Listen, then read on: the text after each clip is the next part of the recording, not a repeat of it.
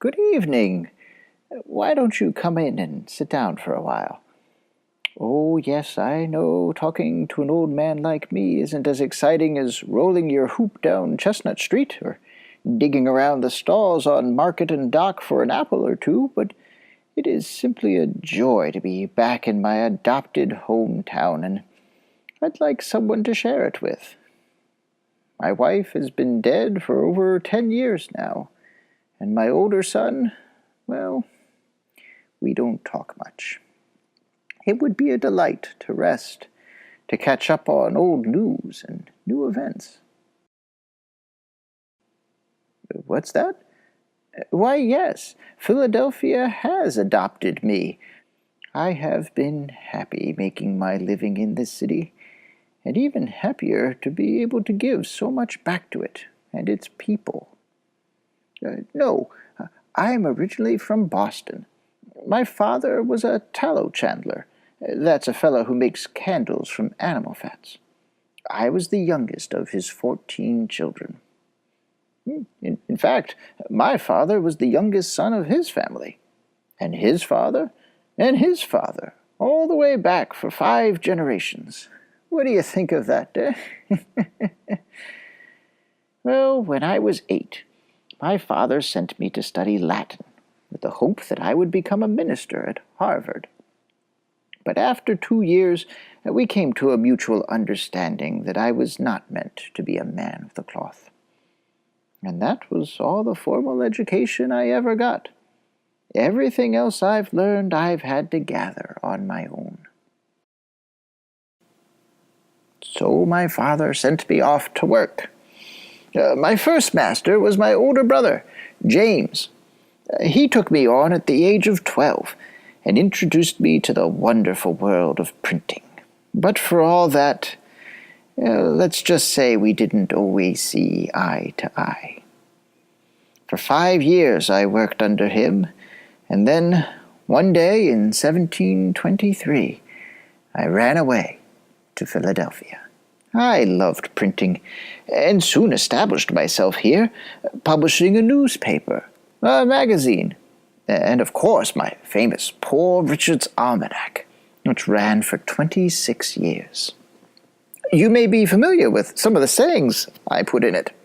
A penny saved is a penny earned, and God helps them who help themselves. Through hard work and some shrewd business practices, I was able to become the official printer for the Pennsylvania Assembly. I married and lived frugally for quite some time, and my successes paid off handsomely. By the time I retired at the ripe old age of 42, I was earning over £2,000 a year, twice the salary of the colonial governor. That was nearly 40 years ago. But I was not done yet. Oh, I admit that money was nice, but more than money, I have been driven by something greater. Ever since I was a child, I've simply wanted to be better. Once I even set myself the ambitious task of attaining moral perfection. If I'm forced to admit it, it was a bit of a failure, although I'm sure I came close to being perfectly honest. Then again, humility has never really been my strong suit. Anyway, I gave it up and instead devoted myself to helping others. In fact, I have come to believe that the best way to serve God is to serve your fellow man. And I have tried hard, desperately hard throughout all my life, to live out that principle. In 1731, for instance, I helped organize a subscription library company in Philadelphia. And a few years after that, I founded an academy to help all aspiring young men, regardless of their father's income, get an education. You can see the buildings nowadays, called the University of Pennsylvania. Retirement also hasn't stopped me from wondering about this great world in which we live. I'm constantly in awe of the great Creator who made it, and am grateful that I should be alive in such a remarkable era. I've also made my own significant contributions to this age of enlightenment, quite literally, with my discoveries about the nature of electricity, how it has a positive and a negative charge, and how it can be stored in a battery. I also invented the lightning rod to help keep people safe from its more dangerous aspects. With both the lightning rod and my famous Franklin stove, I never applied for a patent. I just hoped they would provide inexpensive heating and safety from storms for as many households as possible. I kept up my bent for invention, don't you know? Take a look at these glasses now. I call them bifocals. Two different pieces of glass, designed to help you see clearly words up close and views from afar off. Of course, at your age, you don't need these, but maybe someday, when you're as old as I am, you will.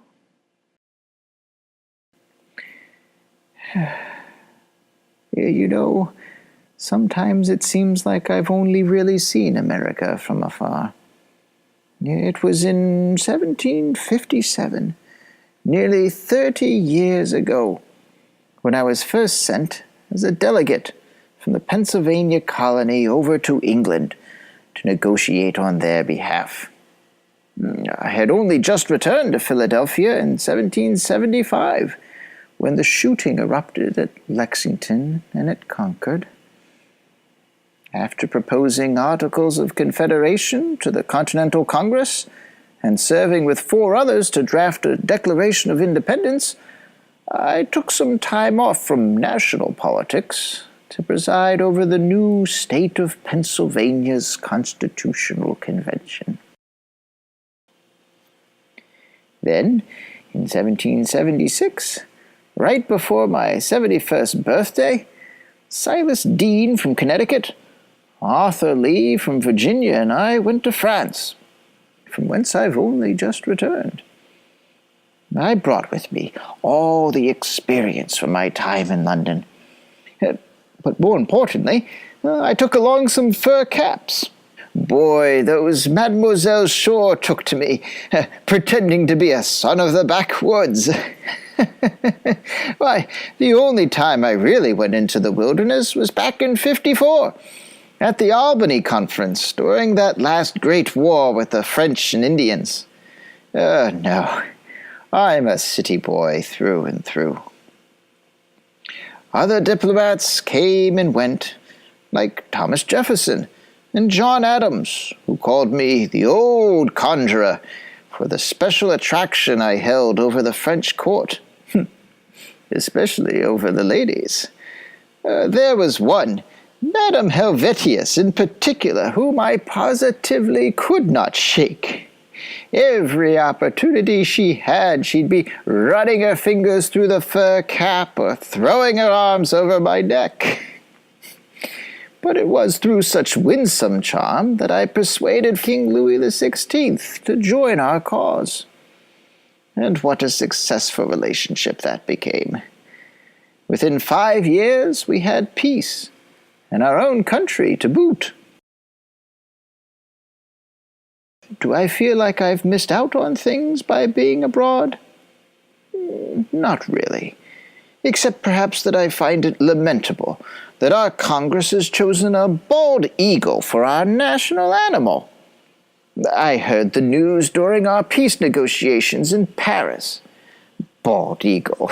Why, that bird never gets his living honestly. You may have seen him perched on some dead tree near the river, where, too lazy to fish for himself, he watches the labors of the fishing hawk. Now for me, the turkey is, in comparison, a much more respectable bird, and a true, original native of America. He is, though a little vain and silly, it is true, but not the worse emblem for that, a bird of courage, and would not hesitate to attack a grenadier of the British Guards. Well, I'm afraid you'll have to pardon me, but I'm plumb wore out. Age seems to be catching up with me. I'm glad the upcoming convention to revise our Articles of Confederation is going to be held here in Philadelphia. Travel's a bit more difficult for me nowadays. Even now, I'm not sure how my legs will make it over those cobblestones. My, it's getting late, and time for bed. As poor Richard put it, early to bed, early to rise makes a man healthy, wealthy, and wise. Oh, goodbye now. Remember, this is a grand world in which we live. Be curious, explore, experiment, and wonder at your findings. Be diligent and work hard, considering that human felicity is produced not so much by great pieces of good fortune that seldom happen, as by little advantages that occur every day. Above all, in the years you have left, learn to love, to serve others. Good night.